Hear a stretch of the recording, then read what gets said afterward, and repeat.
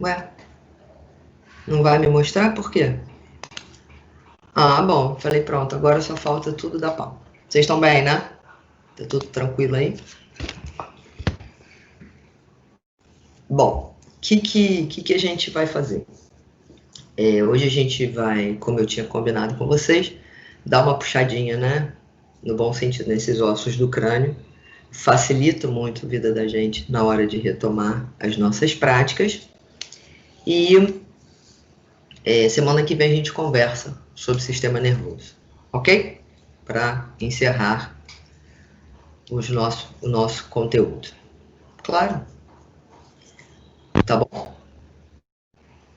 Então, podemos? Pode, Aline.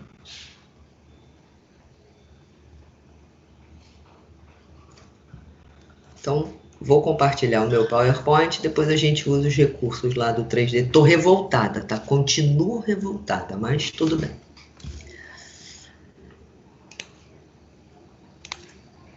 Então, vamos conversar a respeito de ossos do crânio. Apareceu aí para vocês, não apareceu? Esse conteúdo aí já foi disponibilizado para vocês, esse que eu projetei aí agora. Tá? Tá lá no material de estudos, lá no início, que tem... Lembra que eu coloquei um material complementar lá de ossos? Não sei se vocês vão lembrar disso. Mas foi disponibilizado lá no início de abril. Depois dá uma olhada lá, que tá lá esse material aí que eu abri agora. Tá bom? Amores? Vocês vão falar comigo? Ainda tem um cara trabalhando com uma serra aqui hoje. Que delícia. Vocês vão falar comigo ou não? Sim, professor. Ah, Tá obrigada. bom. Alguém tem que falar comigo, né? Tá bom. Quando a gente fala de ossos do crânio, ou como alguns autores até chamam, cabeça óssea, a gente divide esse crânio como um todo em duas porções. A gente divide ele em neurocrânio e viscerocrânio, tá? Lembrando que o neurocrânio seria a parte mais superior, em termos de localização, e que estaria relacionada mais com a parte protetiva propriamente dita do sistema nervoso, né? Por isso o neurocrânio. E o viscerocrânio, ele também pode ser denominado de esqueleto da face. Seriam aqueles ossos numa topografia um pouco mais inferior e que estariam mais relacionados à porção facial, como o nome sugere. Então, a divisão que a gente coloca é essa.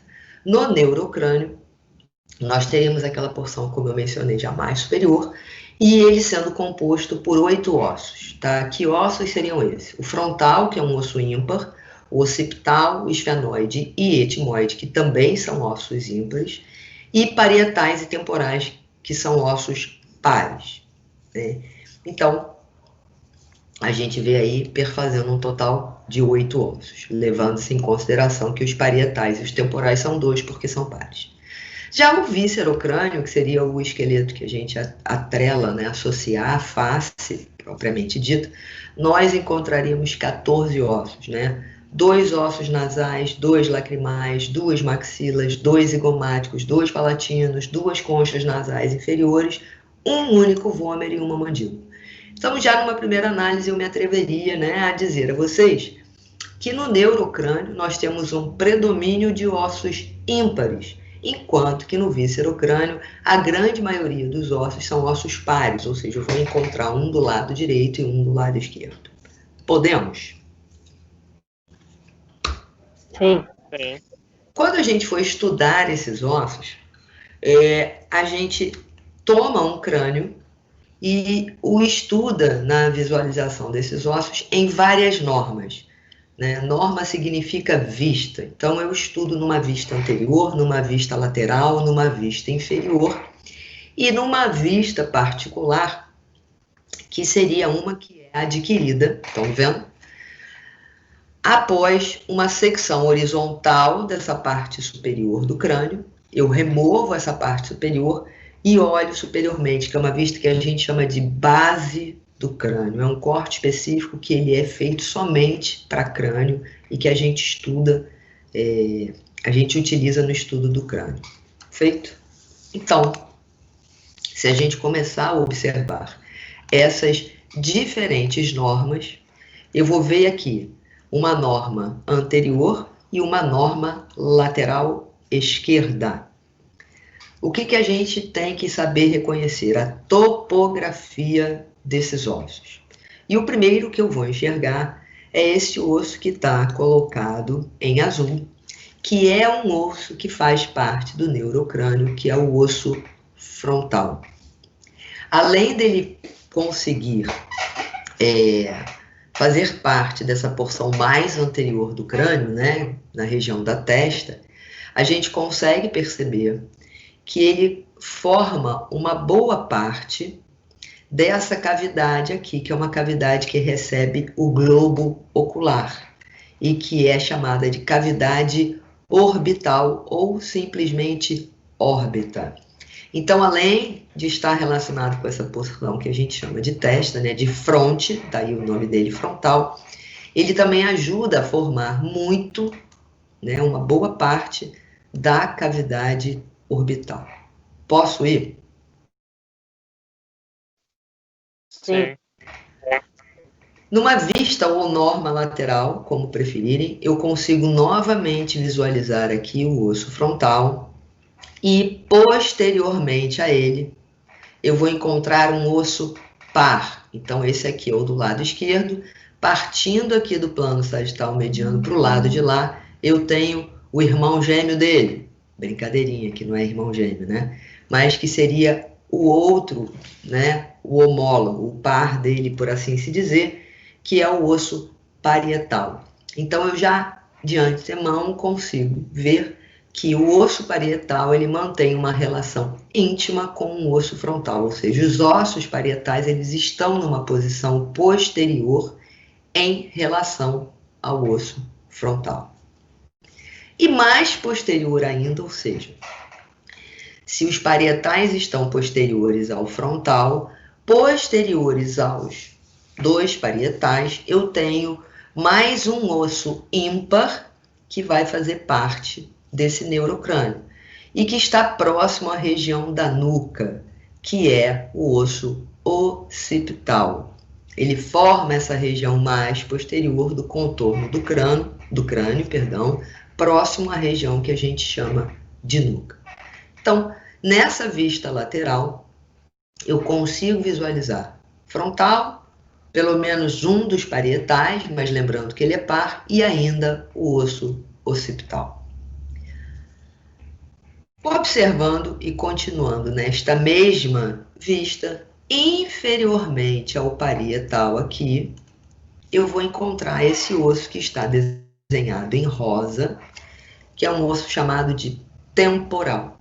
Do lado contrário, eu vou encontrar também um outro osso temporal. Então, eu tenho um osso temporal direito, um osso temporal esquerdo.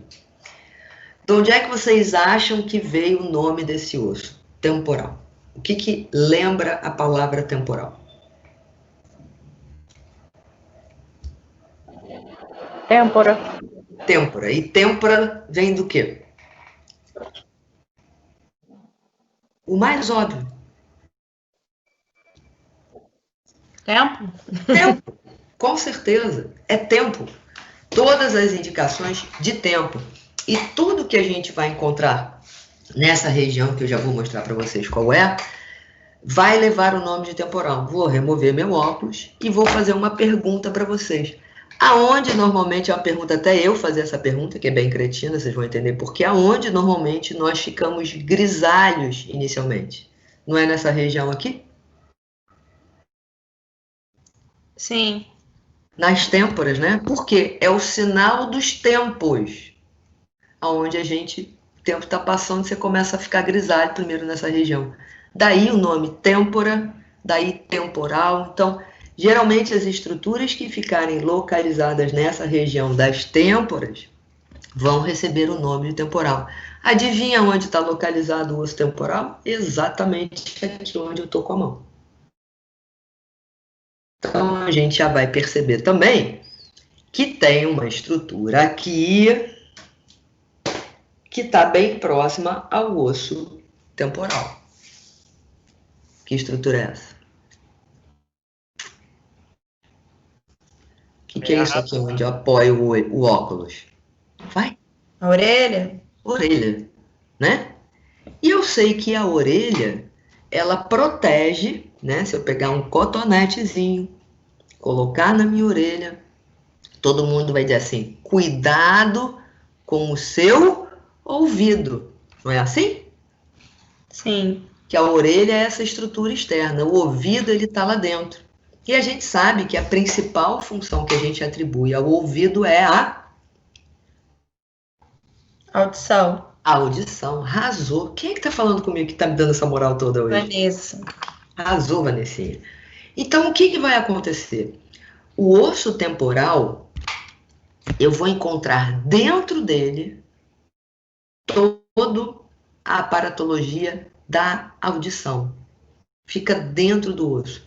Lembrem o seguinte, a audição é um dos sentidos. É nobre? Sim.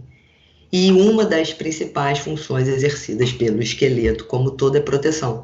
Então, em volta dessa aparatologia que me permite ouvir, eu tenho uma casca óssea protetiva formada pelo osso temporal. Então, o órgão da audição ele fica dentro do osso temporal, protegidinho, bonitinho. Junto com o órgão da audição, a gente tem um órgão que é responsável pelo equilíbrio.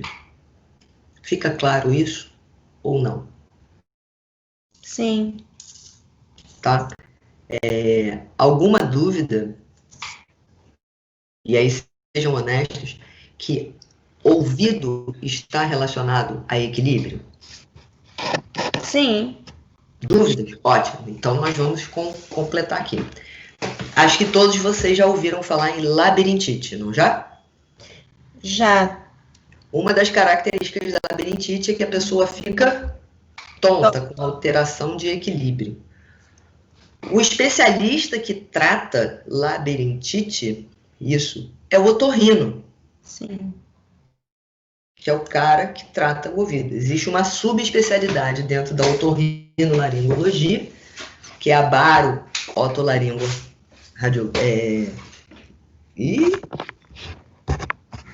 que trata exatamente dessas alterações. Porque o que é esse órgão do equilíbrio? Ele é uma série de canais com líquido dentro. E quando eu altero a posição da minha cabeça, esse líquido, alterações nessa região, chamada de vestíbulo, vão conceder, então, alterações de equilíbrio. E fica junto com o órgão da audição, com a cóclea. Querem ver como é uma questão de posicionamento da cabeça, tem a ver com equilíbrio? Desculpa. Eu acho que todos vocês já estavam em algum momento da vida dentro de um carro, quer sendo dirigido, já vou falar, quer sendo dirigido ou não, dirigindo ou de carona, e que o carro fez uma curva e a sua cabeça acompanha a curva. É mentira? Não, isso é automático. É isso. Isso é protetivo. Porque imagina que quando você faz uma curva com um carro, esse líquido, por ação da força centrífuga, ele vai se deslocar, não vai? E aí você alinha a cabeça para o nível do líquido ficar mantido.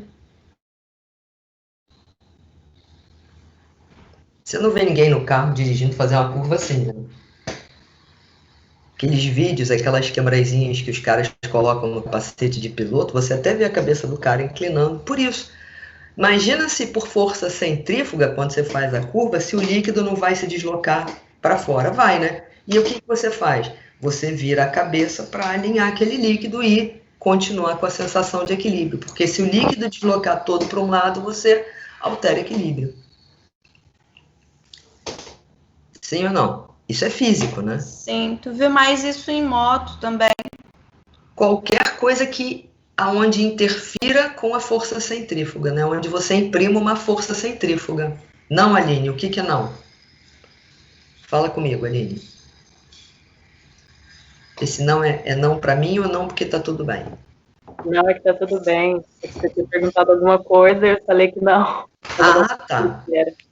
Então, Vanessa, isso é uma coisa compensatória para melhorar o equilíbrio. Gente, se vocês estiverem de bobeira, eu ia falar, o dia que vocês estiverem de bobeira em casa, a gente tá muito em casa ultimamente, né? Ia parecer até piada, mas não é. Tenta ficar, tomar a reta do corredor e ver se é confortável andar com a cabeça inclinada. É confortável? Não. Por quê? Você está alterando a postura da sua cabeça, você está alterando a distribuição do líquido. Então aquilo vai te dar uma sensação estranha. Aí você alinha a cabeça, o líquido alinha, e aí tudo bem, pronta para a próxima. Lu, os fatores estressantes, eles podem causar várias alterações corpóreas, né? Quando você já tem uma predisposição, você, obviamente, esse estresse, ele vai, vou usar um termo bem grosseiro, pipocar aonde é mais fraco. Se você já tem uma predisposição a essas alterações de vestíbulo, é ali que elas vão incidir. Por isso que, quando você tem o estresse associado à predisposição para que aconteça uma alteração naquela área, ele acaba sendo um fator desencadeante para aquela doença específica. Na verdade, o estresse, ele é um fator desencadeante para várias outras doenças, não especificamente só para a labirintite, né? É como se todos nós tivéssemos um ponto fraco, não é isso? Tem gente que quando fica estressada faz dor de estômago, o outro faz dor de cabeça. Então é como se todos nós, na verdade, existe até uma teoria técnico-científica que descreve isso, uma teoria chamada de teoria do órgão de impacto, onde todos nós teremos um órgão, que seria esse órgão de impacto, que seria esse ponto fraco, onde quando a gente estressa, a gente somatiza sobre ele. Daí você tem aquelas pessoas que têm alergia, ficam ruim da pele, as pessoas que têm dor de cabeça, outras têm dor de estômago, outras começam com dor na coluna. Então, a gente direcionaria essa alteração de estresse para esse órgão que já seria o elo mais fraco de uma corrente, por assim se dizer. Sim, e mais incrível do que o corpo humano é o que a gente consegue fazer com uma interferência mental, né? Nós somos capazes de, com o nosso poder neuropsíquico, criar condições de alterações, né? Quase doenças com esse poder, né?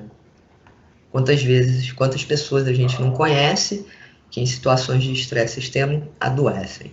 Será que não tem um componente? Hoje tem vários estudos direcionados e que tentam comprovar de várias formas isso, esse poder neuropsíquico na geração de doenças, tá? Por situações descompensantes. E hoje, como atualmente a gente vive uma vida mega tranquila nesse mundo, né? Sem fator de estresse nenhum, né? Para não dizer o contrário, o que a gente mais vê doença na vida tranquila, né? Já está tranquilo há alguns anos, né? Ninguém tem que correr atrás, não tem cobrança de dinheiro, nada disso. A vida muito tranquila, não tem violência na cidade que a gente vive, você anda na rua tranquilo com seu celular, né? Tô brincando, mas a gente tem vários fatores estressantes. O tipo de vida que a gente leva, ela já imprime um fator de estresse natural, né? Fora os outros que a gente consegue assimilar, tá? Posso ir? Ou mais perguntas? Talk to me. Então vamos nós. Já sabem que quando quiserem podem interromper, né, gente? Pelo amor de Deus, né? Pode, professora. Muito obrigada. Ué, você não vai maximizar? Ah, bom.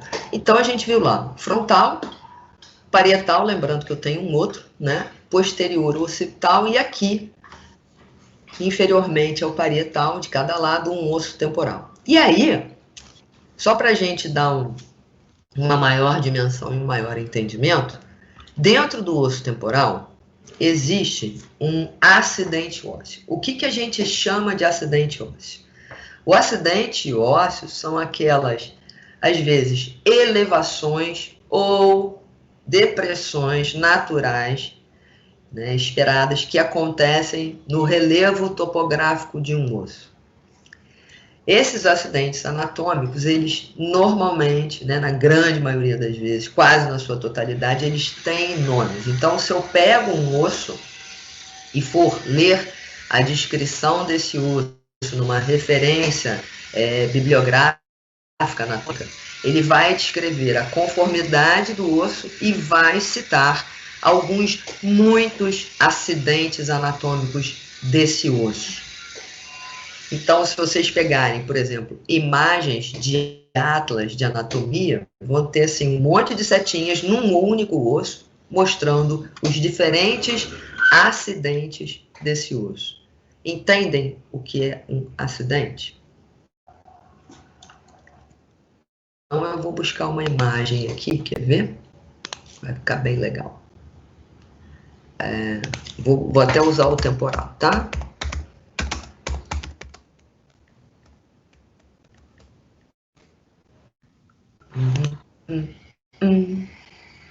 Tá aqui, ó. Olha que coisa rica. Peguei uma imagem aqui isolada do osso temporal do Google, ó. Apareceu aí para vocês? Sim. Então, isso aqui é um osso temporal isolado, né? Ele foi removido do crânio. E aí, olha que doideira. Cada setinha dessa que vocês estão vendo é um acidente. E dá para perceber que todos eles têm nome, né? Então, se eu olhar aqui, ó, vou só falar meia dúzia de nome, tá? Não precisam se estressar com isso agora, não. Ah, quando eu olho para o temporal, ele tem um processo mastoide, ele tem uma escama, ele tem um processo zigomático, ele tem um processo estiloide, ele tem um forame nutrício, ele tem uma incisura de gástrica lá na mastoide. Então, cada estrutura dessa é um acidente. Qual que eu apontaria nesse momento que a gente está de aprofundamento do estudo como importante? Isso aqui, ó. Meato acústico? Oi, fala que eu não te ouvi. Meato acústico externo? Isso, o meato acústico externo. Que é sobre esse meato que eu vou ter a implantação da orelha aqui. Porque esse meato é a via de acesso para a entrada lá na cavidade do ouvido. É aqui que a gente coloca lá o nosso cotonetezinho. E que a gente sabe que tem que ter cuidado na introdução para não perfurar o tímpano, que é uma membrana que mora aqui. Tá? Então, nesse momento inicial, sem sombra de dúvida, eu apontaria esse acidente do temporal como talvez o mais importante para o nosso momento aqui agora, que é o meato acústico externo, justamente porque ele vai ficar parcialmente recoberto pela orelha, né, pelo pavilhão auricular. Professora, esse líquido que você falou, ele tem a ver com a cera? Não. Ou não? É outra coisa. Não, esse líquido ele fica dentro de uma cavidade fechada, tá? O cerúmen é uma secreção celular das células que revestem ali. Entendi. Eu pensei que fosse alguma coisa dele que, tipo, acabasse em produzir ela depois. Esse líquido, inclusive, ele tem que ficar fechadinho lá, ele não deve extravasar, tá? O cerúmen, ele seria uma secreção semelhante à secreção das glândulas sebáceas. Semelhante, não a mesma coisa. Entendi. Né? Qual é o intuito das glândulas sebáceas produzirem uma secreção? Proteção, né? Sim. O cerúmen, ele é semelhante, né, à secreção das glândulas sebáceas, só que específico e com uma constituição, obviamente, um pouco diferente. Mas o intuito de proteção. Tanto que quando você tem algum tipo de agressão, uma infecção por fungo, alguma coisa, você tem naturalmente um aumento desse cerúmen numa tentativa de proteção. Tá bom? Posso? Pode. Bom, além desses carinhas aí, eu vou encontrar, né, mais dois ossos que são ímpares, que são o esfenoide e o etimoide.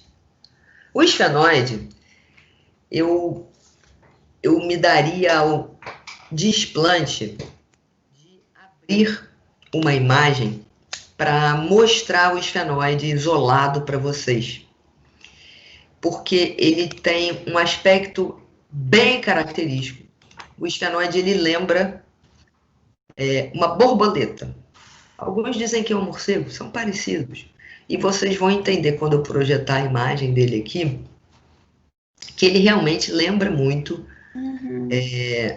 algo entre um morcego e uma borboleta, até pelo fato dele apresentar estruturas que parecem asas, e realmente são chamadas de asas, tá?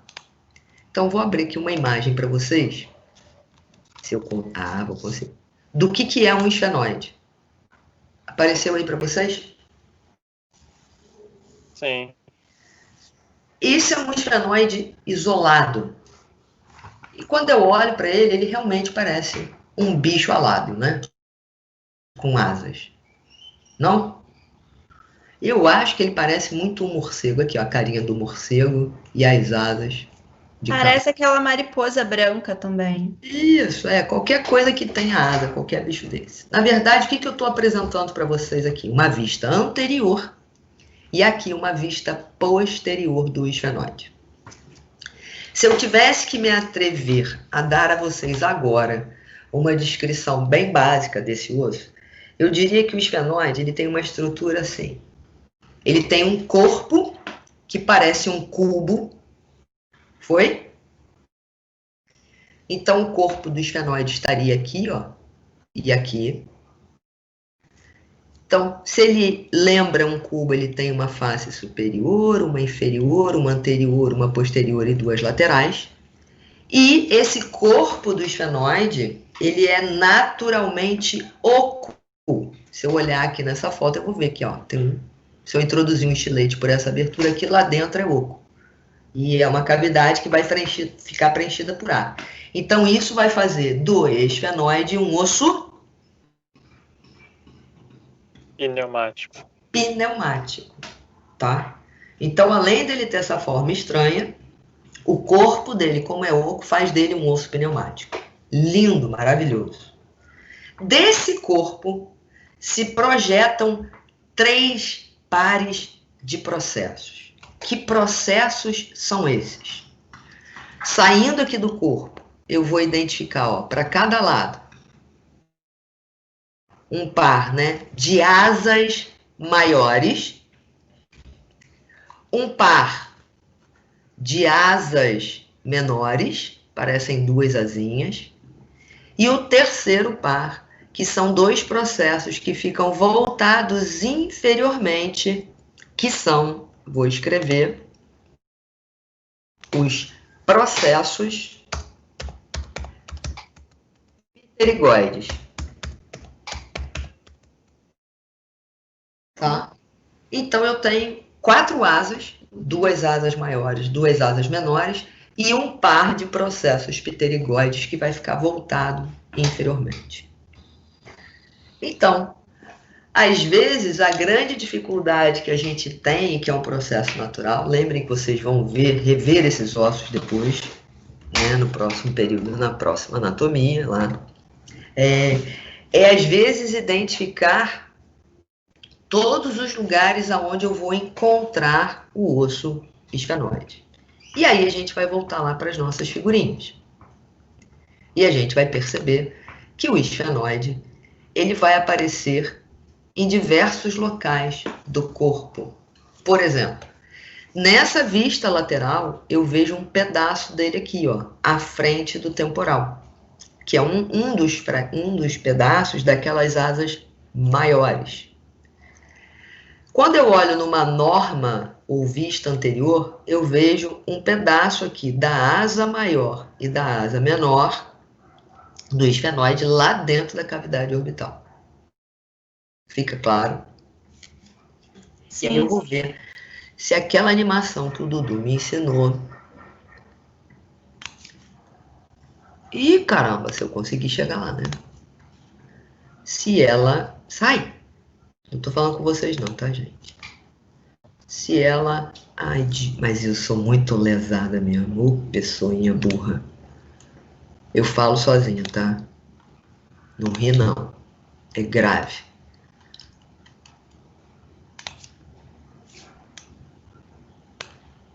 Lembra que eu falei para vocês que existia um corte horizontal que a gente fazia? A base de crânio é isso aqui, ó. E eu vou ver, ó, anterior, posterior. Isso aqui, ó, que está marcado com 5, são as asas menores. O corpo do esfenoide está aqui. Se eu der um peteleco aqui nessa área, eu vou cair numa cavidade vazia, porque o corpo do esfenoide está aqui. Então, o corpo está aqui, as asas maiores para cá, para um lado e para o outro, e as asas menores aqui. O que eu não vou ver nessa imagem? Os processos pterigóides, porque eles ficam voltados inferiormente. Os processos pterigóides estão para cá, ó. Então, numa vista lateral, que osso é esse aqui? Aí é Temporal. Temporal, né? Esse aqui? Occipital. Occipital, né? Ele vem até aqui, né? E aqui? Parietal. E adiante, à frente do parietal, o Frontal. frontal.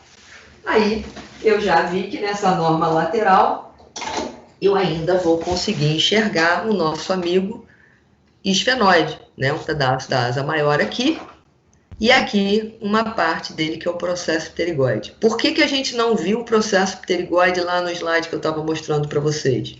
Porque lá aqui na frente eu tinha uma mandíbula articulada, não sei se vocês vão lembrar isso. Então eu vou lá buscar aquela imagem para a gente ver. Com a mandíbula colocada aqui, né? Ela fica na frente do processo pterigóide, que seria esse amarelinho aqui embaixo, ó. Sim ou não, talvez, quem sabe um dia? Toca comigo. Sim. Mesmo? Sim. Podemos? Ai, eu não tenho nada contra aquele programa lá não, Dudu. Só que às vezes, para gente que está iniciando, né, que nunca viu e conseguir delimitar melhor os limites entre esses ossos, às vezes os coloridos para um primeiro contato, eles são melhores, tá? Então, vou estar sempre aqui e depois a gente vai para lá, tá? Ok? Com certeza. Perfeito. E por fim, mas não menos importante, o etimoide. Se vocês acharam o esfenoide chato, o etimoide dá vontade de se matar com ele, porque ele é um osso que tem uma constituição extremamente delicada, ele é muito fino, então é muito difícil a gente conseguir desarticular um etimoide inteiro do crânio, é bem difícil, ele é muito delicado.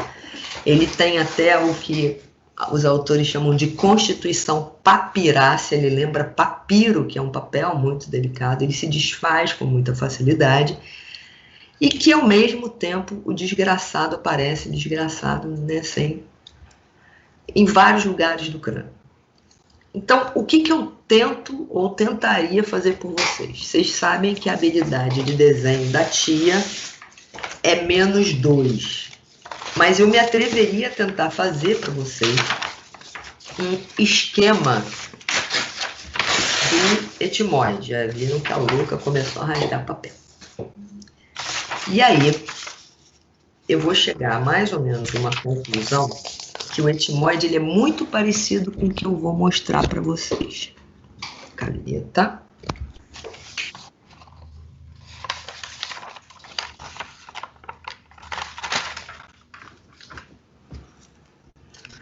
O etimoide, boa parte dele ajuda a formar o septo nasal, que eu acho que vocês sabem o que é, não? Sim. Ótimo. Primeira informação que eu poderia dar para vocês a respeito do etimoide é que o início da estrutura dele é isso aqui. Se vocês não conseguirem enxergar, me falem, tá? Ele tem uma lâmina vertical, que a gente chama de lâmina perpendicular, e ele tem uma outra lâmina que tem um posicionamento horizontal e que essa lâmina tem por característica ser toda furadinha. Ela tem vários pequenos furos. E por isso ela tem um nome muito estranho, que ela é chamada de lâmina cribriforme, cheia de crivos de furos, tá? Essa lâmina, ela é perfurada por um motivo muito simples. Existe um nervo que é responsável por permitir que nós tenhamos a sensação de olfato. esse nervo, ele se origina de uma porção do sistema nervoso que fica dentro do crânio, né? Lá do encéfalo. E ele sai com suas fibras para captar a sensação de olfato. Onde é que é a raiz da captação do olfato? Isso foi uma pergunta. Meato superior. Meato. Tá no nariz. Cavidade nasal, não é? Isso. Então tá ótimo. Dentro da cavidade nasal, eu vou sentir o cheiro. Então, entendam o seguinte.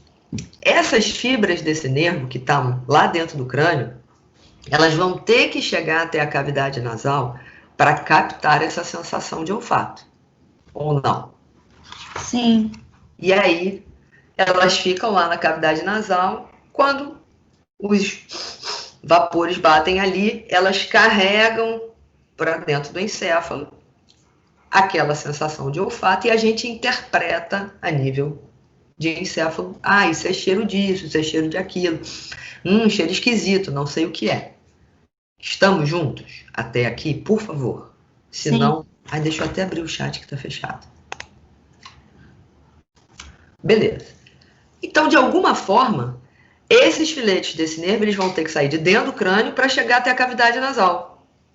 Eles vão chegar dentro da cavidade nasal por essas pequenas perfurações da lâmina cribriforme do etimoide.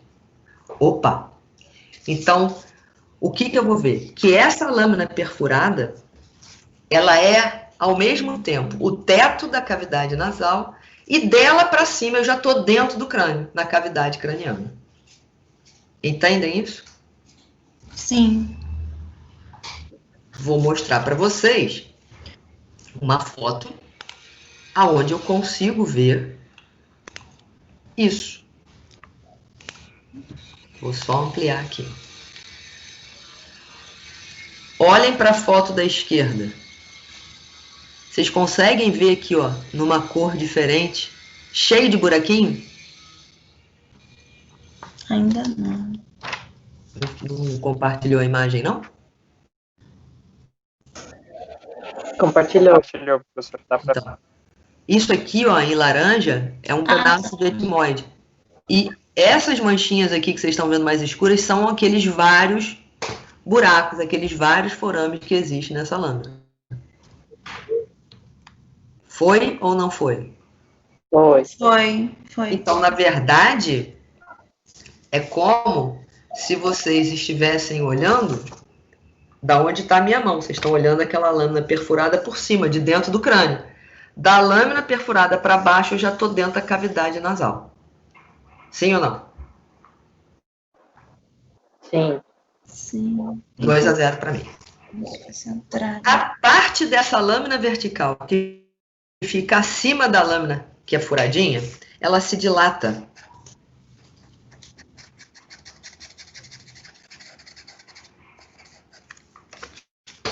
Ela é dilatada. E forma uma estrutura que quem viu pela primeira vez em perfil achou que lembrava a crista de um galo. Acho que todo mundo já viu que o galo tem uma crista.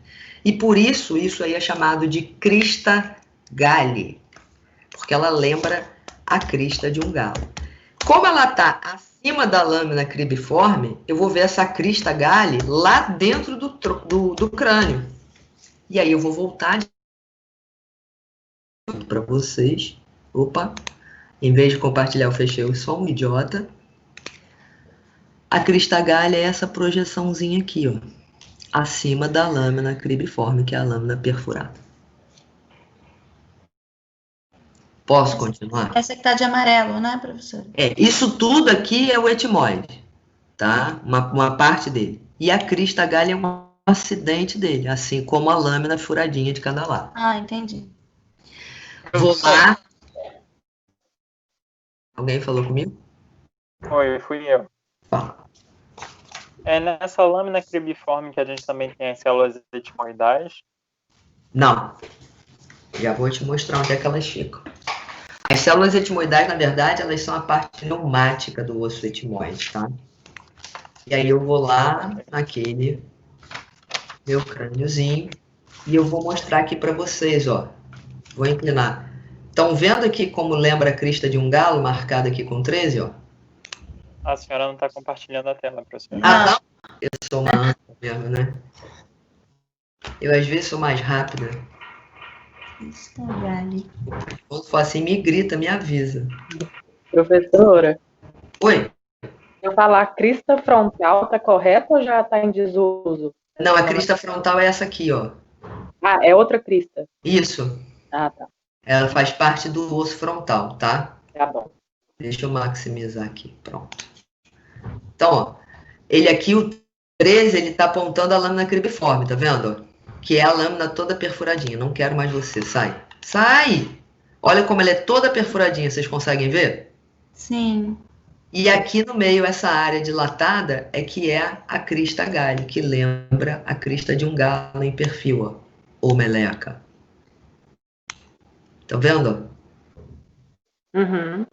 De cada lado aqui do etimoide, isso aqui já é osso frontal. O etimoide é só isso aqui, ó. Tá? Então, se eu pegar um alfinetinho, pensem que eu tô dentro do crânio, né? Dentro da caixa craniana, certo? A gente está olhando de dentro da caixa. Dúvidas? Sim. Se eu pegar um alfinete e introduzir nesses foraminhos aqui, a ponta do alfinete vai parar aqui dentro da cavidade, ó. Olha lá em cima como eu vejo a lâmina furadinha lá, ó. Então é por aqui que vai sair. Sim ou não? Sim. É como se ela fosse aquilo que eu brinquei com vocês. Ela é a laje, né? Ela é o chão da cavidade craniana, mas ao mesmo tempo é o teto do nariz, que é a mesma laje. Só que essa laje é toda perfurada. E aí eu vou ver o seguinte, ó. Já vou adiantar aqui, ó. Olha a lâmina vertical aqui, ó. Que forma boa parte do septo nasal. Aliás, esse septo aqui nem é quase desviado, né? Só um pouquinho, né? Então, se eu colocar dessa forma, por transparência, o que eu veria? Que aquela lâmina perfurada está aqui, horizontalmente, né? Dela para cima eu já estou dentro do crânio, atrás do frontal, e a lâmina vertical, perpendicular, está aqui descendo, só que a dele é torta, porque ele tem desvio de septo. Vocês estão comigo ou não, amores de minha vida? Estamos. Mesmo? Mesmo. Are you sure? Etimoide é um osso bem chato, tá? Assim, chato da gente conseguir visualizar ele, tá? Ótimo. Então, o etimoide, eu fechei. Ele não é só isso. Além dessa lâmina vertical que ajuda a formar o septo e essa lâmina horizontal toda perfuradinha que vai demarcar o limite entre nariz e crânio e a crista galho. Sabe aqueles filminhos de desenho animado que o bonequinho resolve fugir de casa, ele pega um cabo de vassoura e bota uma trouxinha de roupa em cada ponta? Então aquele povo que carrega balde de água assim, lá das Filipinas, lá daqueles países mais pobres. Já viram essa imagem? Já vi isso no Chaves. Então, bota assim, né? No ombro um cabo de vassoura e em cada ponta um balde de água. O etimoide, às vezes, ele lembra muito isso. Porque de cada extremidade aqui, ó, dessa lâmina cribriforme, né? Olha o bonequinho, ó, o corpo, a cabeça do bonequinho, o cabo de vassoura e os dois baldes d'água, né? Então, só que aqui no etimoide eu tenho a lâmina cribriforme, que é horizontal, a lâmina perpendicular, e na extremidade, né, em cada ponta dessa lâmina cribriforme eu tenho o que seria o balde d'água, só que não é o balde d'água. Na verdade, aqui eu tenho estruturas que têm uns trabeculados ósseos e formam espaços ocos, que são, Eduardo, as células etimoidais. Vou fazer uma pergunta cultural. O que significa a palavra célula? Vocês sabem? Espaço vazio. Exatamente, né? Porque o cara que inventou lá o microscópio, o Hooke, né? A primeira vez que ele foi colocar alguma coisa no microscópio, ele colocou cortiça, que é tecido morto. Então ele não viu a célula, não tinha mais célula, só tinha um espaço que o que hoje a gente chama de célula estaria ocupando ali. A célula morreu e ficou só o buraco. Então célula significa espaço vazio. O etimoide é cheio de células, espaços vazios preenchidos por ar, porque ele é um osso pneumático. Foi ou não foi? Foi. Razão. Então essa é a área pneumática dele. Vou continuar. Aquela lâmina vertical não forma o septo? Sim. Não é? Então, isso aqui já é a cavidade nasal, não é? Aham. Né? Aqui é a lâmina furadinha ao teto. O septo é sinônimo, como a gente viu lá em respiratório, de parede medial, não foi? Sim. A gente viu isso lá na aula de respiratório, não foi? Eu falei, ó, cavidade nasal ela tem um teto, um septo, que é a parede medial, duas laterais e um assoalho. O assoalho é sinônimo de teto da boca, não foi isso? Foi. Ótimo. Sim. Então, se isso aqui, ó, se daqui para baixo é cavidade nasal e o septo é a parede medial, concordam que essas duas estruturas aqui elas vão estar na parede lateral da cavidade nasal? Sim. Ok. E aí agora eu vou matar vocês. Vou tirar de novo os meus óculos, chegar pertinho. Cavidade nasal aqui, ó. De cada lado da cavidade nasal tem outras duas cavidades, não tem? Como é que é o nome dessa cavidade que recebe o globo ocular? Orbitais. Cavidade orbital ou simplesmente órbita. Já falei para vocês que eu sou podre desenhando, mas eu juro que eu vou tentar.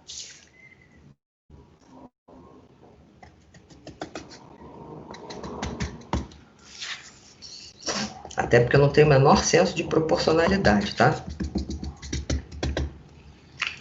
O que eu fiz aqui, ó? De cada lado da cavidade nasal, eu tenho a órbita, né? Nariz e de cada lado o buraco do olho, que eu desenhei pontilhado. Dá pra ver? Então, nariz estaria vindo até aqui embaixo e aqui a órbita. Então, olha que bonitinho.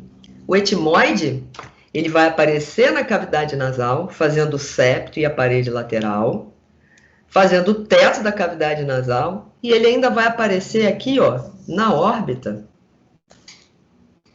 Desgracento, né? E eu nunca vou ver esse cara inteiro na minha mão. Vocês acham que acabou? Ainda falta uma coisa do etimoide. O pior é que não. Pior é que não. Isso aí. É o melhor, né? Pensemos positivo. Dessa parte aqui do etimoide que fica voltado para dentro da cavidade nasal, existem duas estruturas que se projetam que parecem duas orelhas. Quando a gente estudou respiratório, a gente viu que na parede lateral da cavidade nasal existiam três estruturas que pareciam orelhas, que a gente chamou de conchas.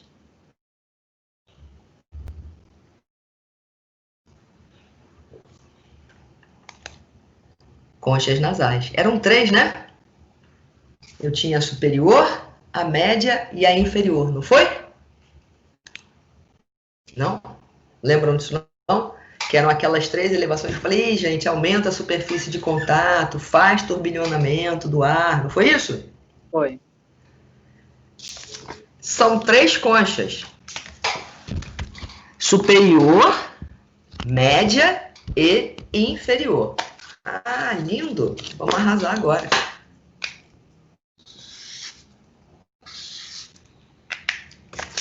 Três conchas. Superior, média e inferior. As conchas nasais inferiores são ossos independentes, elas têm identidade.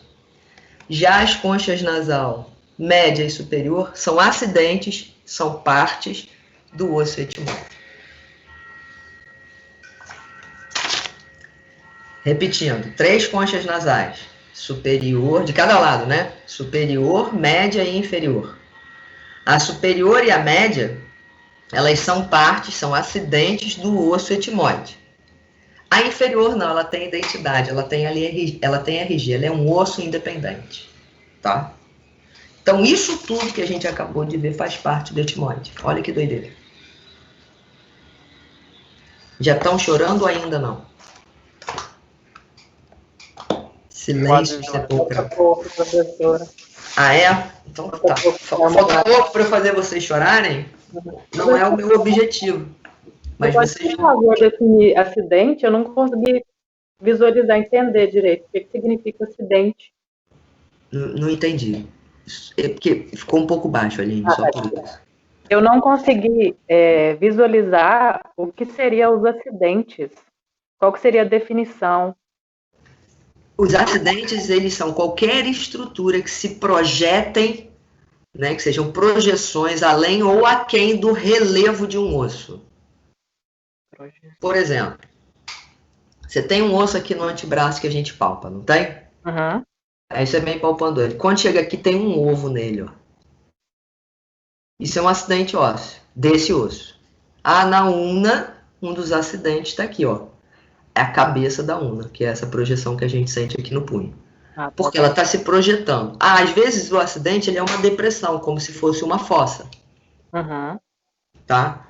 Por falar nisso, vou voltar depois rapidinho lá no temporal, que tem uma coisa mega importante. No osso temporal existe uma fossa, aonde vai encaixar a mandíbula para fazer a articulação temporomandibular. Por que ela é uma fossa? Ela é uma depressão a partir do relevo. Obrigada. Esqueci de falar dela, né? Não precisa brigar não, amor. Eu sou de boa paz. Ó, aqui no temporal existe uma depressão, tá vendo? Uma fossa. O que vai acontecer? Para que serve essa fossa? É onde vai encaixar aqui a nossa amiga mandíbula e descrever, né? Uma articulação que vocês leram sobre ela lá na 1, não foi? Que é a articulação temporomandibular. Né? Lá na 1 vocês não leram um artigo sobre essa articulação? Sim. É. A véia às vezes tem memória e pensa, né? Às vezes, né? Sempre não. Bom, a outra já está chorando. Tá. Ela chora e ri ao mesmo tempo. Então, vamos voltar lá naquele... Cadê ele? No 3D. E pensar que aqui, ó, essa parte aqui, estão vendo que é transparente? Olha como isso aqui é fino. Isso aqui é aquele pedaço do etimoide que fica voltado para cá, para dentro da cavidade orbital. Se eu olhar dentro da cavidade nasal, tá lá, ó, a lâmina perpendicular, e aqui eu já vejo a concha, ó, média. E aqui a concha inferior, que é um osso independente, né? Não faz parte do etimoide, mas a média e a superior fazem parte do osso etimoide. Quando ele é nervoso, quando a gente olha numa vista anterior. Aliás, o desvio de septo desse sujeito aqui era muito grande, né? Posso ou não? Professora, essa parte fininha que você mostrou, ela ainda é osso, né? Ela não é uma cartilagem ali, não, né? Aqui, nisso aqui só tem osso, não existe cartilagem aqui. Tá. Isso é osso, tá? E aí aqui é aquele pedacinho do etimoide que fica voltado para dentro da órbita. Olha como é fino, ó. Uhum. Quase, se der um... Às vezes, só de bater o crânio na mesa de pousar, isso aqui começa a desfazer, gente. Ele é um osso muito delicado, tá? Entendi. Ok. Então, com isso a gente fecha os ossos do neurocrânio. A gente viu lá frontal, parietal, né, que são dois, occipital, temporais, que também são pares. Aqui eu consigo ver um segmento de etimoide. E aqui, ó, dentro da cavidade nasal, ó, essa cor, sei lá, meio verde, meio cinza, né? Tá aqui o etimoide, tanto mostrando aquela lâmina que forma o septo, como a concha nasal média aqui, ó. Percebam que ela tá na cor diferente da concha nasal inferior. Nessa vista da base, eu também vejo o etimoide. Foi ou não? Foi. Foi. Que vista é essa aqui, amores de minha vida? Que vista é essa? Uma vista superior, né? De anterior para posterior, então vou ver o frontal, de cada lado aqui um parietal e posterior o occipital. Nessa vista, né, a gente descreve os ossos que a gente chama de calota craniana, que é essa porção mais superior e bem protetiva do crânio. Eu vou ver que esses ossos aqui da calota, eles ficam separados, obviamente, por um tipo de articulação que são... Que tipo de articulação é essa aqui? Suturas. Sutura. Né? Essa sutura aqui, ó, que separa o frontal dos parietais, é uma sutura que coincide com um dos planos de secção, que é o plano frontal ou coronal. Essa sutura que separa o frontal dos parietais, a gente chama de sutura coronal, como o nome está colocando aqui. Essa que fica entre os parietais, ela também coincide com um plano de secção, que é o plano sagital. Então, ela é chamada de sutura sagital, que fica entre os parietais. E essa posterior aqui, que vai ficar interposta entre os parietais e o occipital, a gente chama de sutura lambidoide. Olha que nome bonito. Uhul! Lambidoide. Oi? Por que lambidoide? Quem já estudou física vai entender o que eu estou falando. Existe uma letra grega que representa trabalho, que tem essa forma aqui, ó, que é lambda, ela parece um Y de cabeça para baixo. E essa sutura, ela tem a forma dessa letra grega, ela parece um Y de cabeça para baixo. Daí veio o nome dela, lambidoide, em forma de lambda, lá como é que ela parece um Y de cabeça para baixo. Tá? Foi? Tem mesmo esse formato. Não ouvi, desculpa. Foi. Ah, tá. Bom, partindo disso, a gente viu que a gente agora tem que ver esses carinhas aqui, né? Que são os ossos do víscero-crânio. Então, agora a gente vai falar de um esqueleto inerente à face. Lindo. Numa vista anterior, eu vou ver vários desses ossos do víscero-crânio. Vamos começar de superior para inferior, descrevendo eles. Só antes da gente falar dos ossos, vocês conseguem ver essa estrutura que eu estou delimitando aqui? Que seria no crânio seco, a entrada da cavidade nasal? Sim. Isso aí é uma abertura, né? Eu só vejo essa abertura no crânio. Eu não vou ver nem na peça anatômica, nem no vivo. Porque ela é uma estrutura formada por ossos. Uma delimitação óssea da cavidade nasal, da abertura dela. Quem viu essa abertura a primeira vez achou que essa abertura tinha a forma semelhante à de uma fruta, de uma pera. E por isso essa abertura ela é chamada de abertura piriforme, em forma de pera. Está aí colocado para vocês. Então, eu vou olhar lá de novo a figura e eu vou conseguir identificar aqui, ó, a abertura piriforme. Legal? Bom, essa parte superior aqui da abertura piriforme, eu vou encontrar dois ossos, um para cada lado, que formam a porção mais superior do nariz. Numa vista de perfil, eles estão aqui, ó. Só vou ver um, lógico. Esses são os ossos nasais. Foi? Uhum. Mente pálpebra. Os ossos nasais, eles têm uma variação muito grande de indivíduo para indivíduo, né? Acho que uma das coisas que a gente vê maior variação de forma é nariz. Ainda mais num país com a etnia, como é o caso do nosso, né? Brasileiro não tem uma raça definida, tem, gente? Não, é vira-lata. É quase isso, né? Eu digo que não é vira-lata, é SRD, sem raça definida, né? A gente tem uma mistura de várias raças distintas no nosso país, né? A gente tem influência do nosso amarelo, que é o índio, do amarelo asiático que veio para cá, tem negro, tem o branco europeu, tem o branco que não é tão europeu. Então a gente fez uma grande mistura, né? Então a gente não tem uma definição de padrão racial. É mestiço, professor. Somos todos, mas isso aí não é demérito nenhum, não, tá? Não. O que eu digo para vocês é que a gente não consegue estabelecer um padrão definido. Então a gente vai ter uma variação de formas de narizes, que é uma coisa louca, né?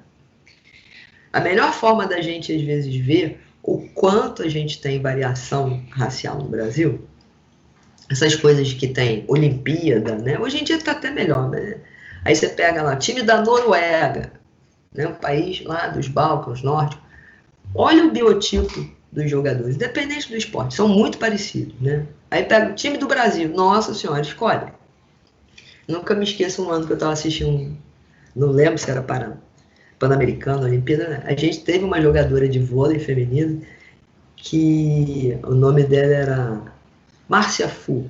Né? O Fu é porque era um sobrenome japonês. Ela era filha de negro com japonês. Vocês têm noção do que era fisicamente ela? Caracteres, alguns de padrão negro, mas aquele nariz mais fininho, o cabelo mais puxando para o negro, e olho de japonês. Muito interessante, porque assim, não tem um padrão. Então, a gente vai ver uma variação muito grande dessas características, tá? De nariz externo. Muito bem. Então, aqui estão os nossos ossos nasais.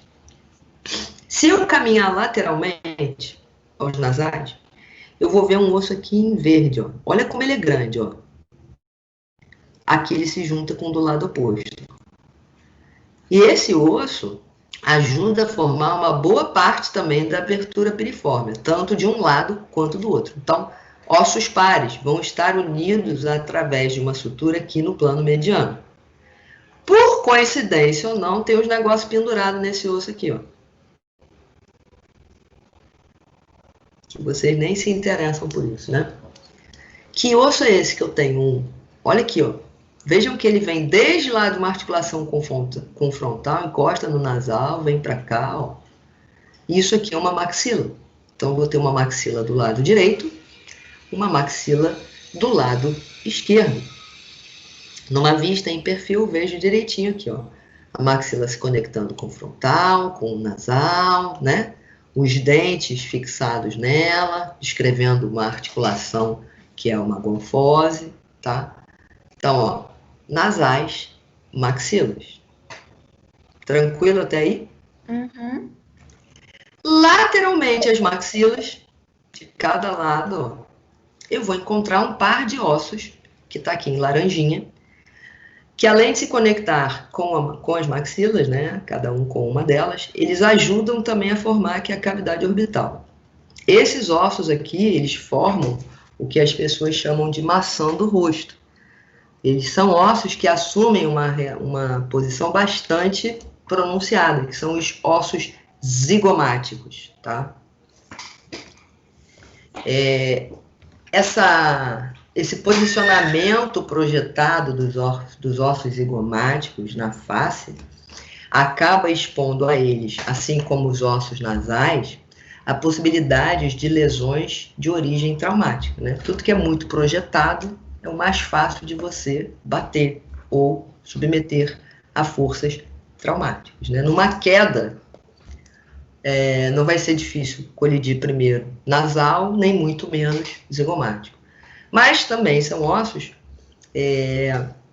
expostos a possíveis traumas, principalmente em esportes de prática de contato. Tipo, futebol, basquete, né? Vôlei menos, né? Aí hoje tem tantos, né? Rugby. Por quê? É a cotovelada, é a cabeçada num jogo de futebol, ao invés do cara cabecear a bola, acaba cabeceando a cabeça do outro jogador, tá? E como eles têm essas posições bastante projetadas, eles acabam sendo submetidos a trauma. Os ossos nasais, por si só, já são ossos mais delicados. Mas os zigomáticos, eles têm uma característica bem interessante. A estrutura dele é forte, ele é um cara forte. só que os pontos aonde ele se conecta com os outros ossos são conexões delicadas. Então, imagina um cara muito grande, muito forte, com uma perna muito fina. Se você der um tranco nele, você não quebra o cara porque ele é forte e grande, mas ele cai. Não é assim? Uhum. E isso é mais ou menos o que acontece com o zigomático. Ele é um osso bastante forte. Então, os traumas, às vezes, que incidem sobre ele, não o fraturam, mas fazem com que ele se solte das outras conexões e afunde. E aí, quando você olha para o cara, ele está igual o carro que vai parar no martelinho de ouro. Um lado tem contorno, o outro paralama está achatado. Não sei se já viram isso. Já viram isso? Isso acontece às vezes em boxe, professora. Em boxe, né? Soco, então, é covardia, né, Vanessa? Mas, às vezes, assim, é comum em prática, basquete. O cara subiu para arremessar. Na hora que ele desce, às vezes nem é de maldade, não, tá? Na hora que ele desce, ele tá descendo com o cotovelo, o cara que tá embaixo, o cotovelo desce na cara do sujeito. Existe uma cena memorável, talvez os meninos amantes de futebol entendam porque isso já tem alguns anos. Existia um jogador da seleção brasileira, Leonardo ou Leandro, acho que era Leonardo, ele era lateral direito. Num jogo contra os Estados Unidos, e aí foi má fé, me perdoem, ele vinha pela lateral com a bola, correndo, e assim, isso já era segundo tempo. Sabe quando o cara começa a perder a perna para correr? E quando passa o vídeo em câmera lenta, você vê direitinho, ele começa a olhar para trás e vê o americano chegando, e o americano está chegando. Ele começa a levantar o cotovelo e olhando para trás, até o ponto que ele diminui e ele para e espera o americano com o cotovelo armado. O que aconteceu? O americano entrou de cara no cotovelo dele. Ele esperava, ele segurou na musculatura.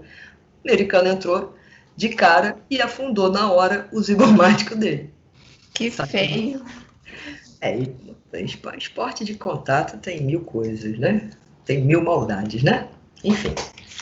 Então, assim, e você vê direitinho que ele vai mirando e vai levantando, vai mirando e vai levantando. Essa cena aí, para os amantes de futebol, eu não sei se tem vídeo, de repente vou até procurar qualquer dia se tem, e o cara sai com uma fratura de zigomático. Não sei se vocês já viram alguma fratura de zigomático? Não? Não? Vou projetar aqui o crânio para vocês entenderem que o zigomático, ele se une ao osso frontal. Não é isso não, deixa de ser idiota, Cláudia. É muito leve compartilhar. Não tem ninguém enrolado hoje não, né? Só impressão. O zigomático, vamos lá, era isso que eu queria. Aqui, ó. Ele se une com o temporal, estão vendo? Olha como é que essa conexão é frágil. Olha a conexão dele com o frontal como é frágil. Então ele tende a afundar. Essa estrutura que se forma aqui pela união do temporal com o zigomático é oca. Se eu enfiar o dedo por aqui, ela é transpassada. E a gente chama de arco zigomático, tá? Se eu puser lá no... Alguém falou comigo? Se eu puser lá naquele 3D lá, ó, a gente vai ver direitinho o arco zigomático. Vou aumentar. Isso é aqui, ó. Ó como é que é o oco do lado de dentro, estão vendo? Ou meleca. Ó.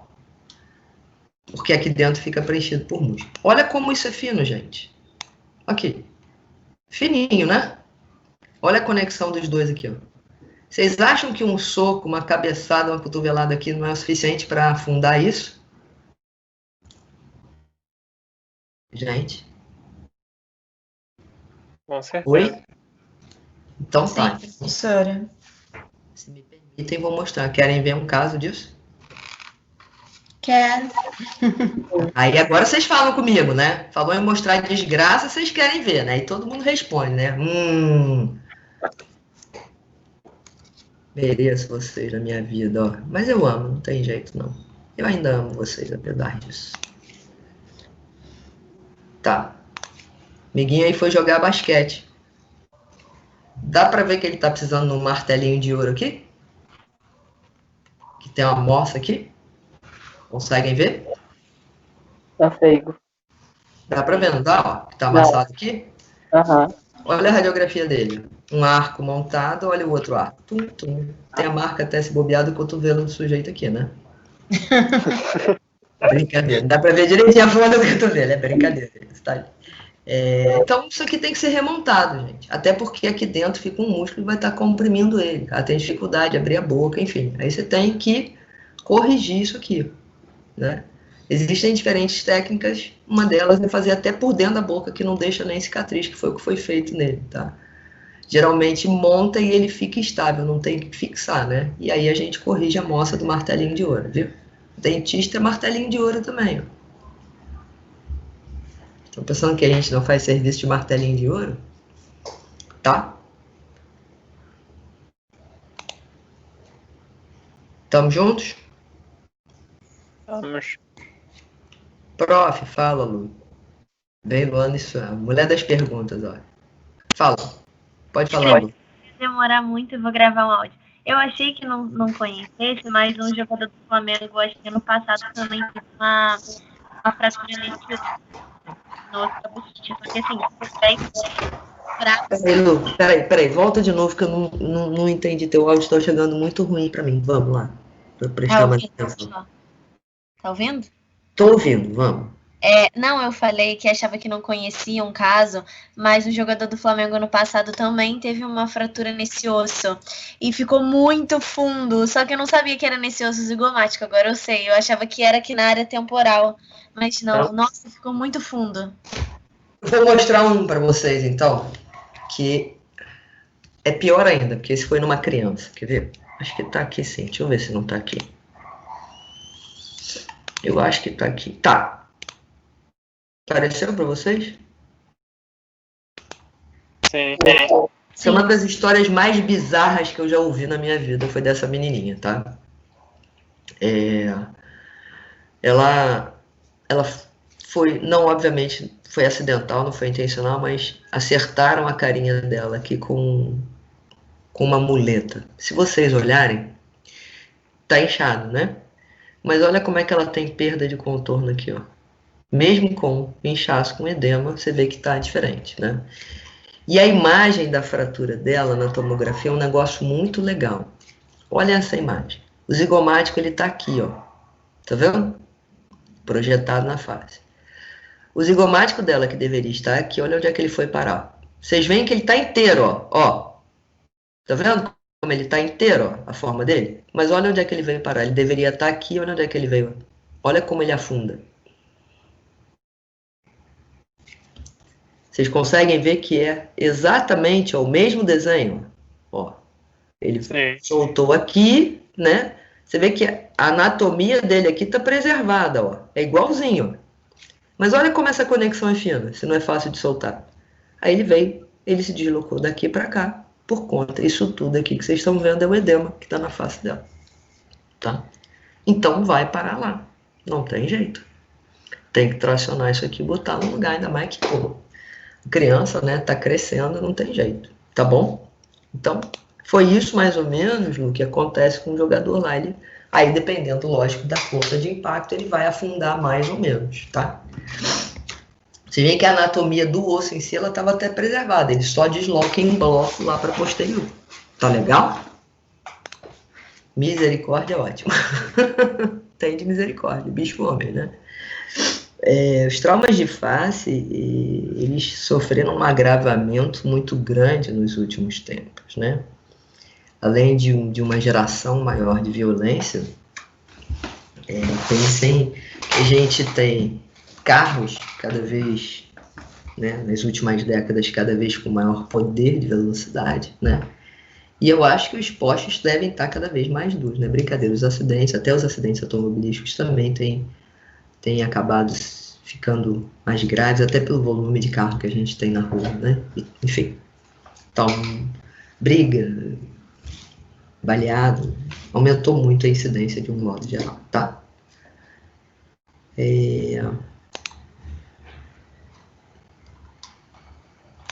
Então, vamos lá. Então, tá lá, ó. Os nasais, maxilas tanto os nasais quanto as maxilas delimitam, né, a abertura piriforme. Lateralmente, perdão, as maxilas aqui, os dois zigomáticos. Até aí fomos, não? Fomos. Maravilha. Vou aproveitar essa foto de perfil aqui, né, uma vista lateral esquerda, e em verdinho aqui vocês já sabem me dizer que é quem?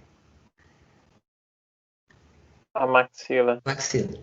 Quando eu olho para dentro da órbita, né, no que a gente chama de parede medial, posterior à maxila aqui, ó, eu vou ver esse osso que está em rosa aqui, ó. Aqui dá para ver um pedacinho dele. Ele fica entre a maxila e aquela parte que a gente viu do etimoide que está aqui atrás em cinza. Esse osso aqui, que eu tenho um igual do outro lado, são os ossos lacrimais. Tá bom? Então, ó, aqui, ó, a maxila, olha lá, ó, posterior à maxila aqui na órbita, em roxinho lacrimal, e depois do lacrimal, aquele pedaço do etimoide. Legal? Ou não? Amores? Ok. Ainda nessa vista frontal, coisas que a gente já falou hoje, vamos voltar lá, ó. Eu sei que esse osso aqui em azul, quem é? Etimoide. O etimoide, né? Que ajuda a formar o septo, e aqui eu tenho uma das conchas. A última concha aqui é de posicionamento mais inferior, que é um osso independente, é a concha nasal inferior. Então, uma de cada lado aqui, ó. Então, olha só, a gente já viu os nasais, os lacrimais, as maxilas, os zigomáticos e as conchas nasais inferiores. Tá faltando um, só que é par. Que a foto, obviamente, não vai estar aqui. Mas, que vai ficar facinho da gente imaginar qual é. Como é que eu chamo essa estrutura que é, ao mesmo tempo, teto da boca e assoalho da cavidade nasal? Vocês lembram? Palato. Palato, né? E o palato, ele é uma estrutura esquelética, né? Deixa eu achar um palato aqui que eu vou achar. Ele é uma estrutura esquelética. Cadê você? Aqui, achei. Né? Do mesmo jeito que ele é o teto da boca, ele é aqui o assoalho da cavidade nasal. Foi? Foi. O palato, como um todo, ele é formado por 4 ossos. Olha aqui, ó. 1, tem uma sutura dividindo, 2, e aqui atrás mais 2. 4 ossos ao total. Esses ossos mais anteriores aqui do palato, aonde ficam implantados os dentes, vocês já sabem qual é. Que ossos são esses? Maxila. As 2 maxilas, né? O que significa dizer que esses ossos que estão posteriores às maxilas aqui, e que ajudam, junto com as maxilas, a formar o palato, esses 2 ossos são os ossos palatinos.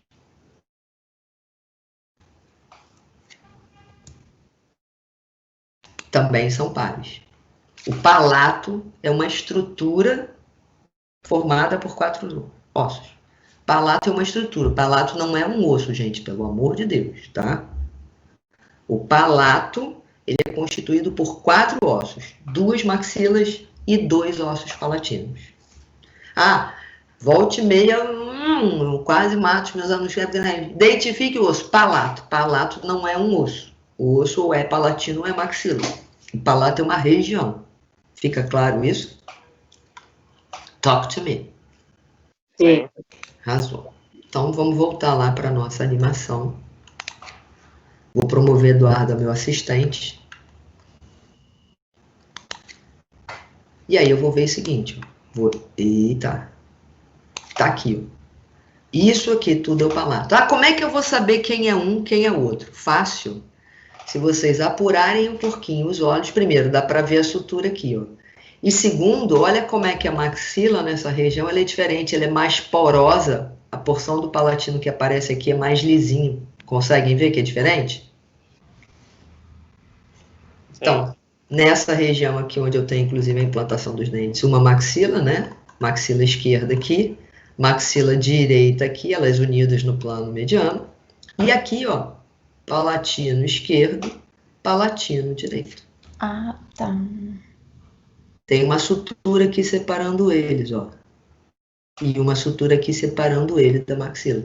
Se vocês, foi o que eu falei, a textura, até visualmente a gente consegue perceber que a textura da maxila é diferente da textura dos palatinos aqui, tá? Posso ir, gente? Pode. Vou voltar então aqui, ó. Vista anterior, quem são? As conchas. As conchas nasais inferiores. Então agora a gente já vai ter que diferenciá-las, tá? Conchas nasais inferiores, tá bom? Tá. Aqui os dois nasais, maxila de um lado, maxila do outro. Tá aqui meu amigo zigomático, ó.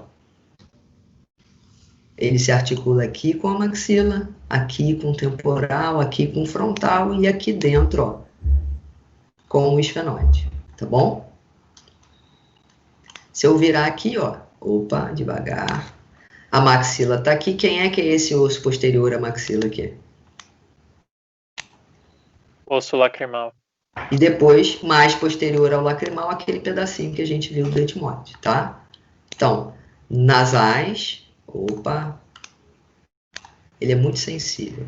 Os nasais, maxilas, zigomáticos, lacrimais. E agora pronto, fui parar dentro do crânio. Nem eu sei onde é que eu fui parar. Ficou nervoso. As conchas e aqui os palatinos. Todos eles ossos do víscerocrânio. Então, se a gente for fazendo a conta lá, ó, 2 maxilas, 2 lacrimais, 2 nasais, 2 zigomáticos, 2 palatinos, 2 conchas, já são 12 ossos. Quem é que está faltando? Os 2 únicos que são ímpares no víscerocrânio. Quem são os 2 ímpares do víscerocrânio? Mandíbula e vômer. O vômer tranquilaço. Por que o vômer é tranquilo? Porque o vômer, junto com o etmoide, é que vão formar o septo nasal. Então, se eu fizer um corte coronal aqui, o frontal, ó, uma parte do septo, que seria a porção mais superior, é formado pelo etmoide. A porção mais inferior aqui pelo vômer. Tá? Inclusive, quando a gente olhar lá naquele, no 3D, lembra que eu falei, o cara tem um tremendo desvio de septo? Lembra que eu mexi aqui? Inclusive, dá para ver, ó. Isso aqui é o etmoide, aqui embaixo é o vômer, ó. Olha lá. São 2 ossos, tá vendo? Esse aqui é o vômer e esse aqui é o etmoide. Então, do mesmo jeito que eu tinha o palato formado por 4 ossos, que seriam 2 maxilas e 2 palatinos, eu tenho o septo nasal sendo formado, no mínimo, por esses 2 ossos. Pelo vômer, que faz parte do víscerocrânio, e pelo etmoide, que é neurocrânio. Olha que lindo! Então, o septo ele é formado por um osso que é componente do neurocrânio e um outro que é componente do víscerocrânio. Sim ou não? Sim. Hello.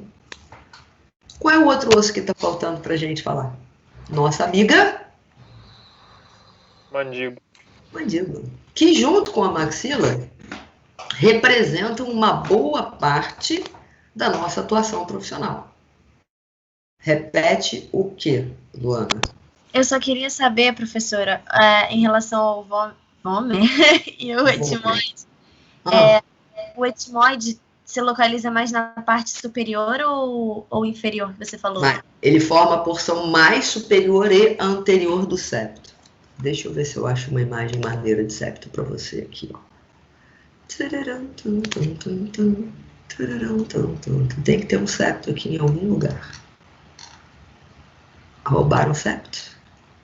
Professor, esse slide completo assim, não tá. Não. Ah, tá.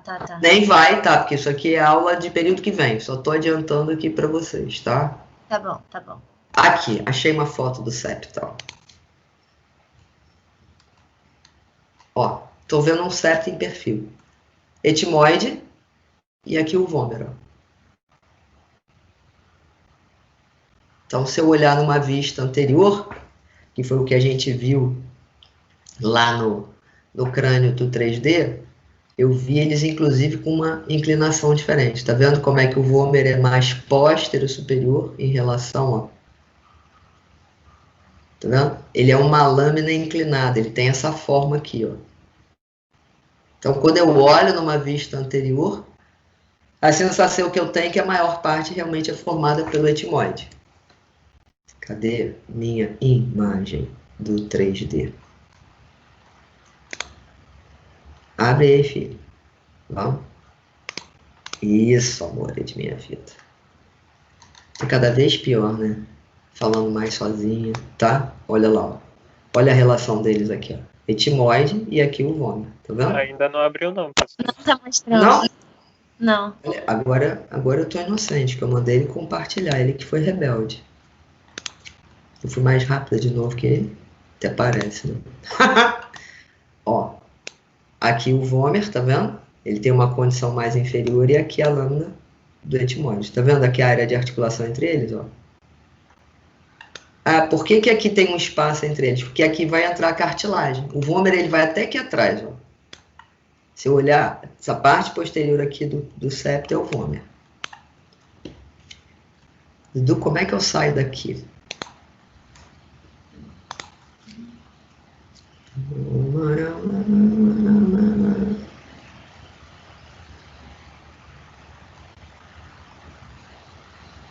Tem também, professor, imagem radiográfica, se a senhora quiser. Não, radiográfica no momento não me caberia.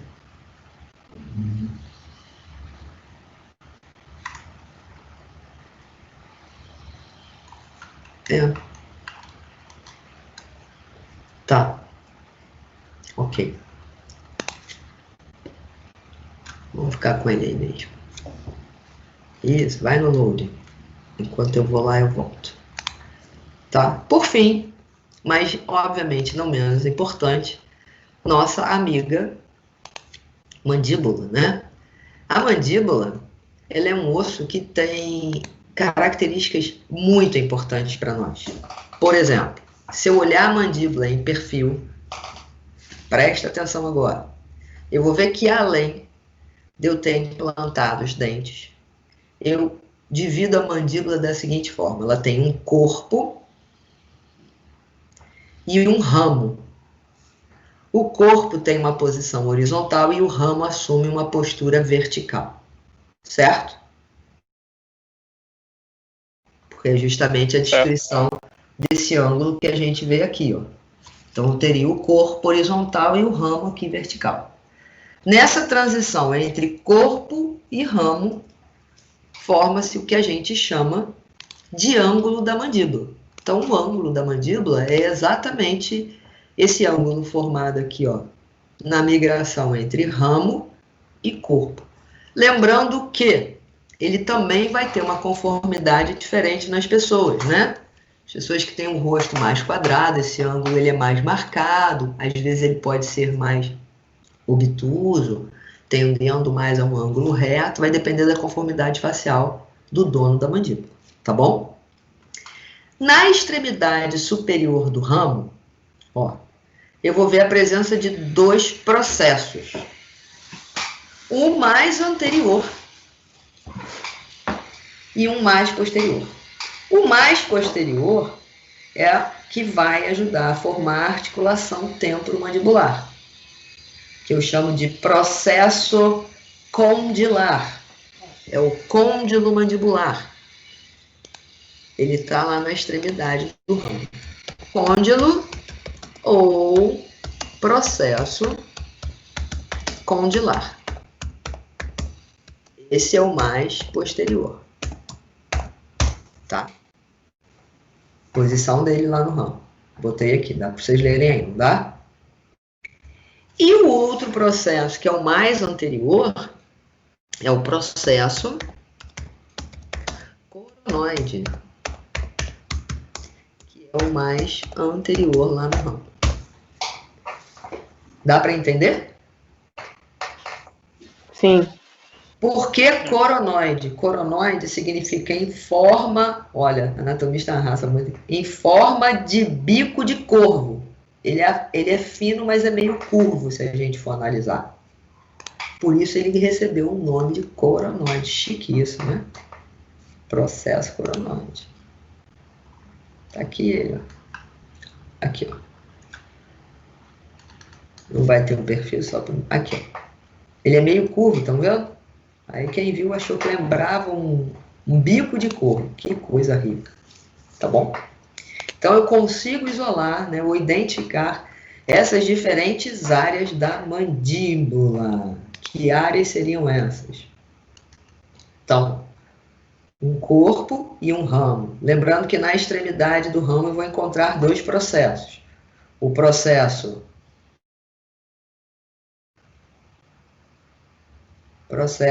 coronoide e o processo Condilar. condilar. Lembrando que o processo condilar vai ser a parte da mandíbula envolvida na articulação temporomandibular. Tá bom?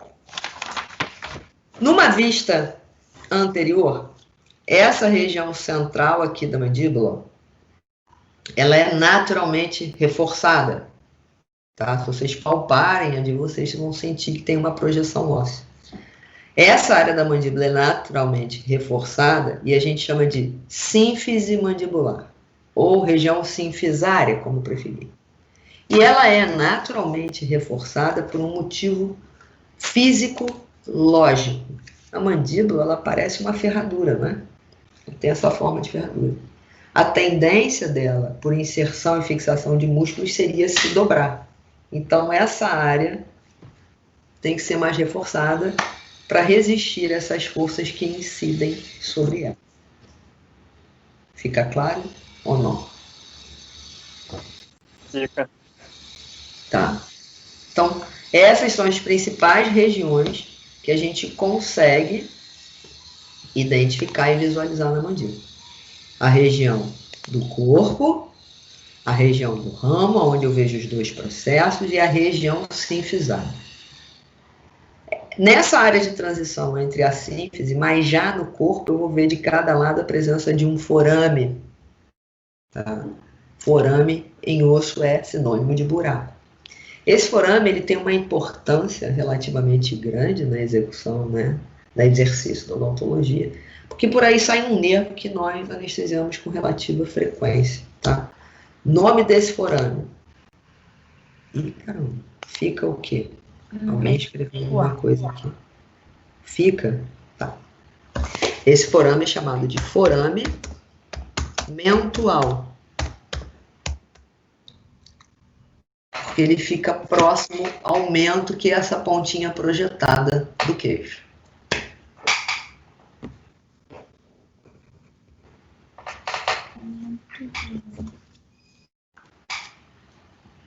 Eu queria falar só de um outro forame mais na mandíbula, tá?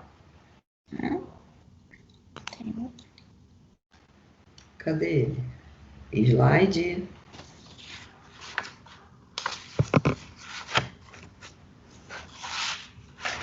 É um forame na mandíbula que ele fica na face medial do ramo, né? Quando eu olho na norma lateral aqui, ó, tá? Aqui tá o ramo. Vocês conseguem ver aqui uma coisinha marcada? Essa estrutura que está marcada por transparência, ela fica exatamente na face medial do ramo aqui, não na lateral.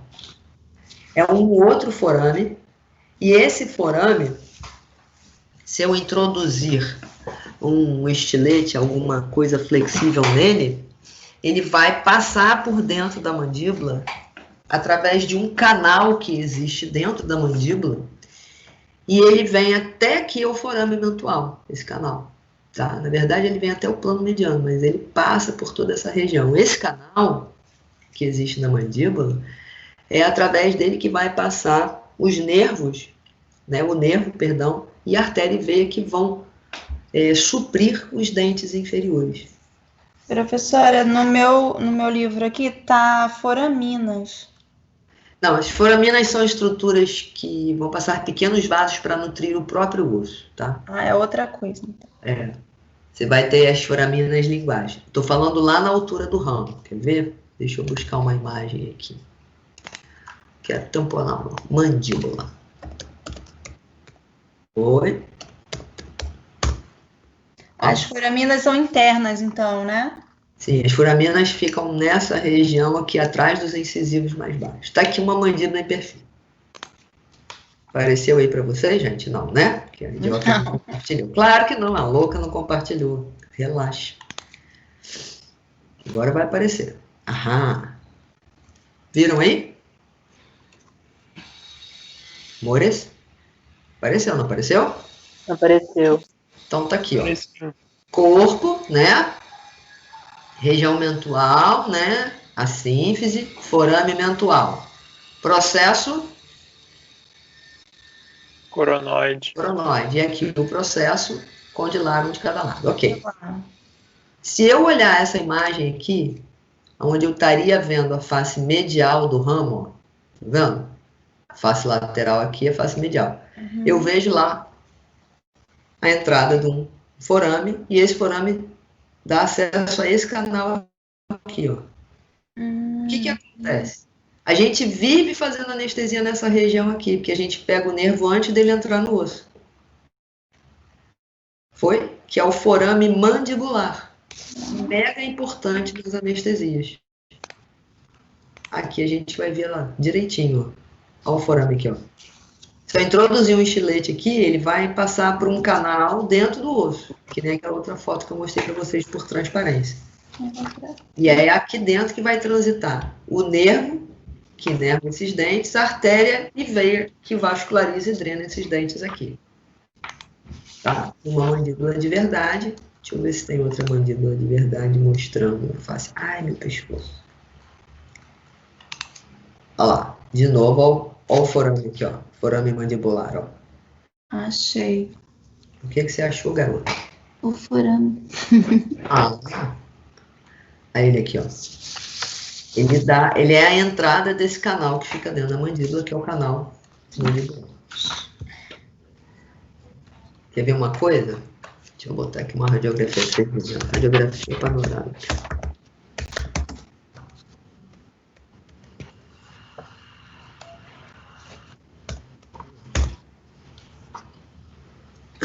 Isso aqui é uma radiografia da mandíbula, tá? Todos juntos? Eu consigo ver aqui, ó, o canal aqui dentro, ó, mais escurinho. Ó. Ele passa dentro da mandíbula, tá vendo? A gente consegue ver o desenho dele bonitinho na radiografia. Aqui, ó. Ó o canalzinho aqui, ó. Tá? Ó. Vê que tem duas linhas mais brancas, que seria o limite dele, no interior é mais escuro, que é justamente o canal onde vai passar esses nervos que eu falei para vocês. Que vem, quando ele passa aqui dentro do canal, o nervo, ele vem mandando o ramo para os dentes. Tá bom? Talk to me. Não? Tá ok. Vão ficar de malcriação mesmo? Eu choro. Tá? Essas são as estruturas mínimas que vocês têm que saber de mandíbula. E eu estou mostrando. Agora que eu não quero mais compartilhar, eu fico compartilhando. Problemas graves. Perguntas, amores? Você. Muita coisa. Você não viu quase nada, tá, Chu? Vou nem te desanimar, não. Eu juro que eu Professora, nem... Fala. tem alguns processos que o livro diz que diferenciam pelo sexo a pessoa, o crânio da pessoa. Principalmente as rugosidades que podem acontecer, As linhas quanto o nucais, processo mastoídeo. não só mastoide, como as linhas nucais. Como acontece E essa o processo rugosidade? mastoide, tá? Ah.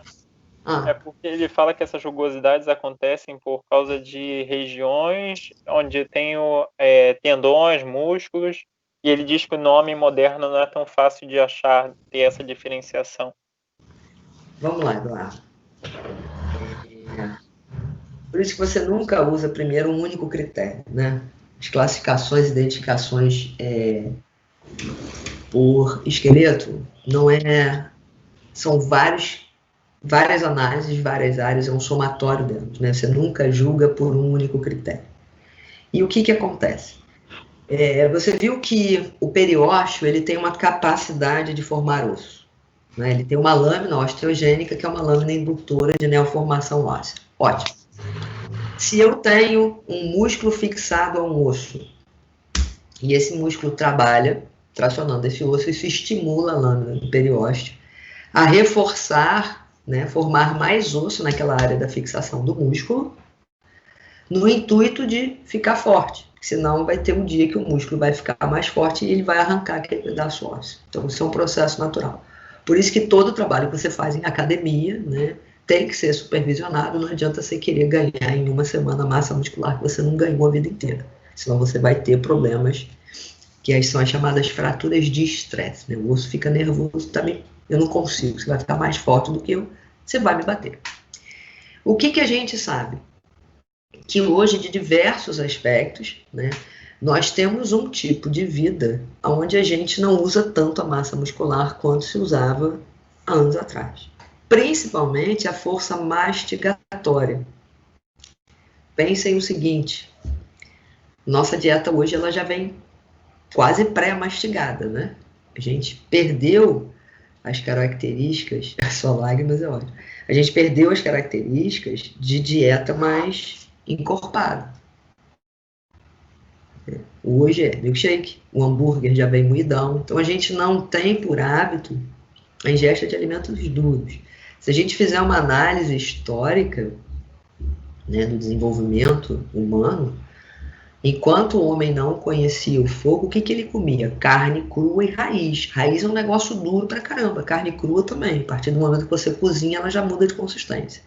Então, se a gente olhasse os aspectos de desenvolvimento facial do homem pré-histórico eram muito mais embrutecidos para resistir à força da mastigação. Como hoje a função mastigatória está, no nosso caso, praticamente evoluindo, né? Até o número de dentes a gente já evoluiu, essas áreas de fixação desses músculos envolvidos nesses processos, elas estão ficando menos desenvolvidas. Mas, de qualquer forma, geralmente os homens têm uma massa muscular mais desenvolvida do que mulheres. Então, essas impressões, essas rugosidades que representariam áreas de fixação muscular, elas ainda tendem a ser mais desenvolvidas no homem. Mas, em alguns casos, principalmente no crânio, quando da paridade da associação à função mastigatória, elas estão se tornando mais delicadas, menos evidentes, por conta de funcionalidade. Foi? Foi, entendi, professor. Tá. Lei do uso e desuso, né? Exatamente, lei do uso e desuso. Então, assim, da mesma forma, as linhas nucais, que são linhas que existem principalmente sobre o osso occipital, onde eu tenho inserção de musculatura de pescoço, que faz parte de nuca, elas tendem a ser mais desenvolvidas realmente em homens, porque eles têm uma musculatura mais desenvolvida. Agora, pensa o seguinte, vocês já viram aqueles caras que trabalham em obra, que o cara é capaz de pegar um saco de cimento de 50 quilos, jogar aqui no lombo e sair andando como se estivesse carregando uma saquinha de mercado? Você imagina o grau de desenvolvimento da musculatura nucal desse cara. Se eu pegar o crânio dele e dissecar, com certeza as linhas nucais dele vão ser muito mais desenvolvidas do que a minha, do que a sua. Era a mesma coisa do pescoço do Mike Tyson, né? Aquele pescoço do Mike Tyson que passou a vida inteira segurando o tranco. Lógico, né? Então tem uma associação funcional também, né? Isso também afeta a parte escamosa da têmpora, professor? Do osso temporal? O osso temporal, ele transpassa a têmpora, né? O osso temporal, ele tende a ter umas deformidades, às vezes, uma deformidade, né? Uma conformidade um pouco, talvez, diferente, em pessoas que tocam um instrumento de sopro.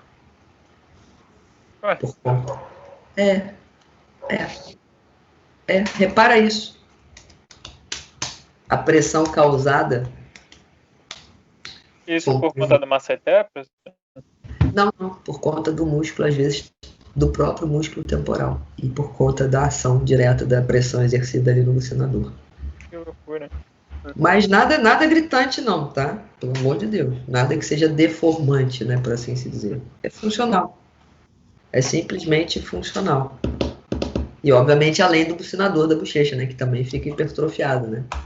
Que a resistência aumenta, né? Por conta do instrumento do sopro.